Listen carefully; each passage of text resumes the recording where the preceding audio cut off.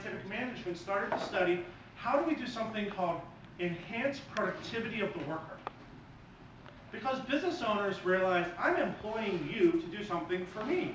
It's in my best interest to make you work harder for me. At that point, there were no such things as labor unions or rights of workers. So working harder for me meant you work until you die, and then I replace you. But all of a sudden, it became a realization that just replacing people through death was a bad business practice. Shocking as that might seem. Frederick Taylor started studying how do you enhance people's motivation and productivity in the workforce without killing them. He came up with a great premise: extrinsic motivation, most notably through compensation and pay. If I give you more money, you'll work harder for me. That works really well when what I'm giving you is on top of the 4 cents an hour you were already earning. That initial thought from Frederick Taylor, to a large extent, still permeates the workforce today. How many of you have heard the adage, if you pay them more, they will work more? It's not true. 30 years after Taylor came along, another gentleman named Elton Mayo came along and did a study where he looked at the social impact of work and how that impacts what we do on a daily basis. And he came up with a great finding that eventually evolved into some other theories. He learned that there's a social connection between people and their workforce. When you like the people you work with, when you respect the people you work with, when you're friends with the people you work with, when you are not afraid of the people you work with, you do a better job.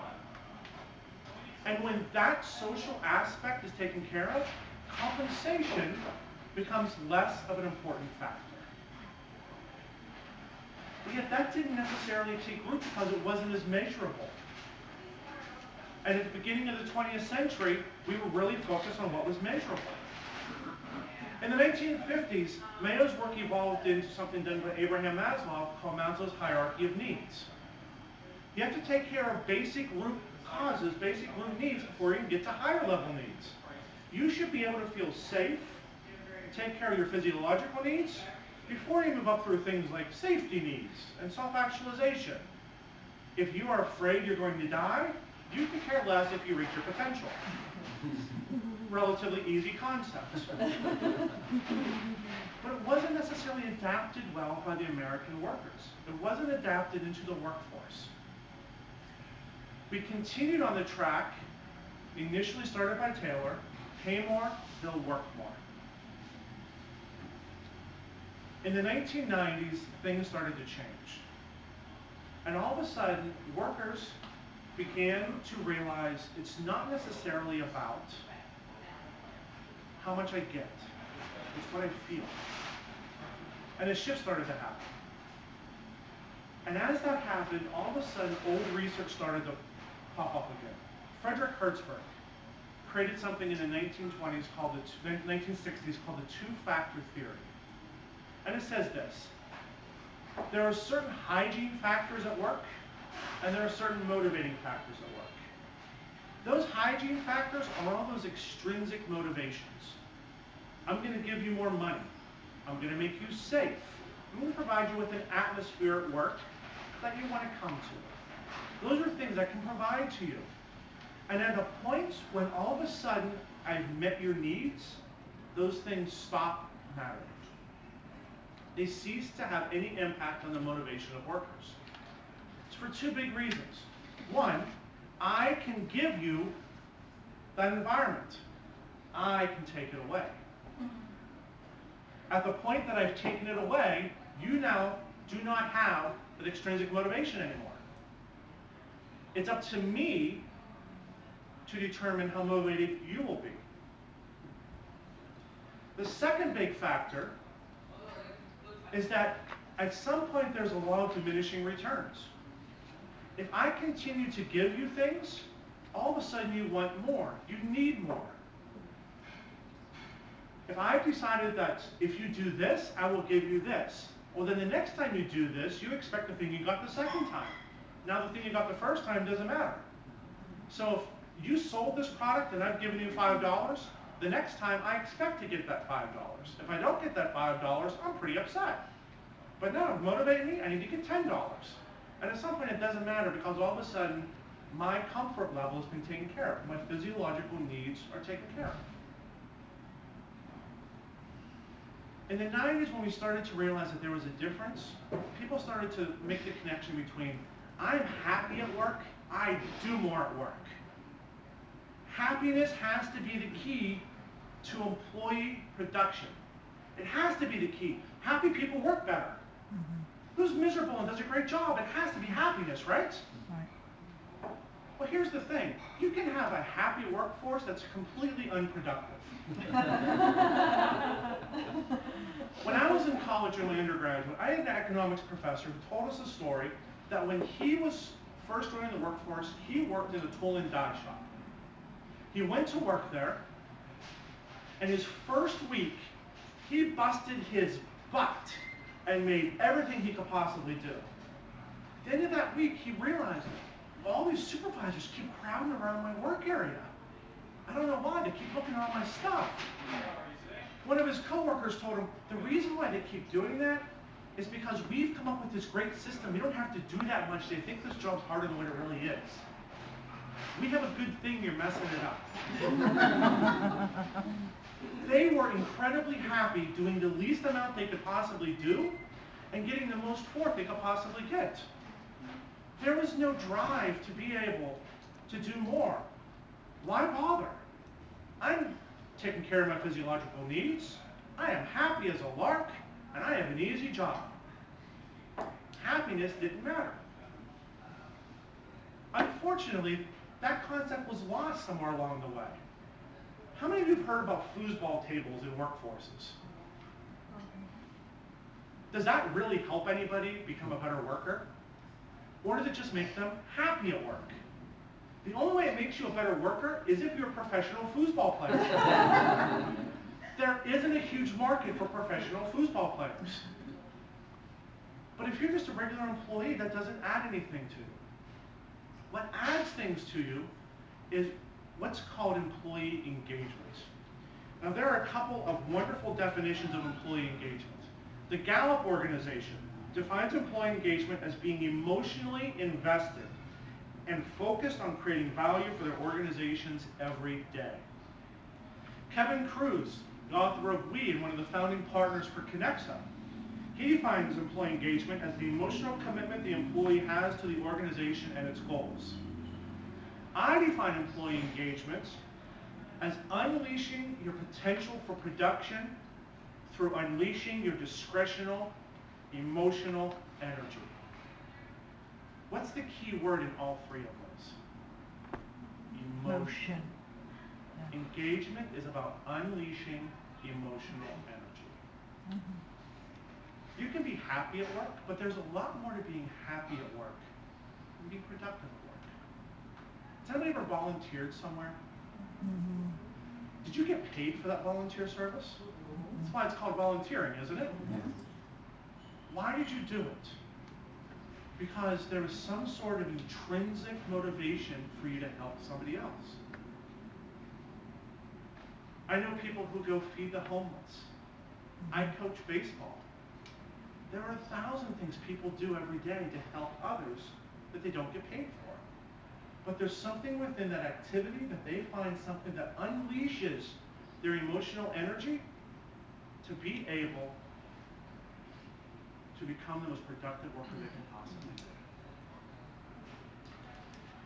Every year, Gallup does a study on the level of employee engagement throughout the country and throughout the world. And they define employee engagement, they break it down in 3 different ways. You have those workers that, one, are highly engaged. And they define those as those that work with passion and feel a profound connection to their company. They drive innovation and move the organization forward. Then you have those that just aren't engaged. And those employees who are essentially the ones that are checked out. They're sleepwalking through their day, just putting in their time, but not their energy or their passion to work. These are the toughest ones to be able to understand because they seem like they're doing okay. They seem like they're doing their job, but they're just doing the bare minimum. They're those guys in the tool and die shop. And then the last factor, actively disengaged employees. So checked out, they're actively working against the engaged employees. Some would call them saboteurs. They're not just unhappy, they're also unruly. Gallup conducts the survey using what they have a proprietary system called the Q12 questionnaire that breaks down 12 questions into really 4 separate sets. The first 2 questions address primary needs. They address with a basic question, what do I get from this role? The second stage encompasses questions where they answer, think about the individual contributions and how others view your efforts. The third section of the hierarchy encompasses items 7 through 10 and answers the questions, do I belong here? And then lastly, their last questions, how do I fit? What did Gallup find in October of 2013? This might scare you a little bit. This was an increase over their first survey they did in 2008, 2009. They found all of 13% of workers worldwide in over 142 countries consider themselves actively engaged. 13%. Wow. That 13% carries most companies. 24% of employees define themselves as actively disengaged. That's almost 2 to 1. So for every actively engaged person, there's 2 of you going behind him to undo what he just did. Congratulations, your job is now twice as hard. Employees who are negative and hostile feelings towards their company outnumber those with positive feelings 2 to 1. 2 to 1. Around the globe, actively engaged employees are 1.6 times more likely to rate their life as thriving than those that are actively disengaged. How does it apply to the bottom line? If you look at the top quartile and the bottom quartile of engagements, the top quartile, absenteeism, 37% lower than the bottom quartile. Turnover, 25% better than the bottom quartile. Safety and quality defects, 41% better than the bottom quartile. Productivity, 21% better. And profitability, 22% better. If you could find a way to take that 13% to 18%, imagine how much more you could get done at work. Imagine how much more profitable you're going to be. There is a financial reason to add to this. So how do you become a manager and a leader that develops an engaged workforce? There are 7 ways. These are the 7 best ways that I found through research to be able to do that. First, know who you are as an organization and align your organizational messages with your organizational behavior. It's really easy. Walk the talk. Do what you say. Does anything build skepticism better than saying, I'm going to do this, and then go out and do that? Anybody work for a company that said, we are this? Did you believe them? Aligning your messages and actions builds credibility and authenticity for your leaders, for your customers, and all of your constituents. Develop the management and leadership skills of your people. Those are 2 separate things.